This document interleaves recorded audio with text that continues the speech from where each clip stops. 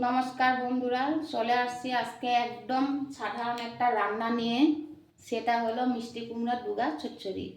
সেটা কিভাবে রান্না করব সেটাই তোমাদের সামনে তুলে ধরব। দিয়ে দিব কড়াইতে তেল,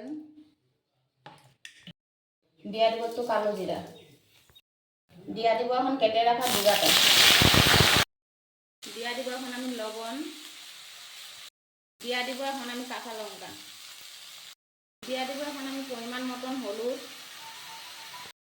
ডুগাটা ভাজা ভাজা হয়ে গেছে, এখন আমি পেস্ট করে রাখা সরিষা আর পোস্তটা দিয়ে দিব। দিয়ে দিব এখন আমি অল্প জল। ডুগাটা সিদ্ধ হয়ে গেছে, এখন আমি দিয়ে দেবো একটু চিনি।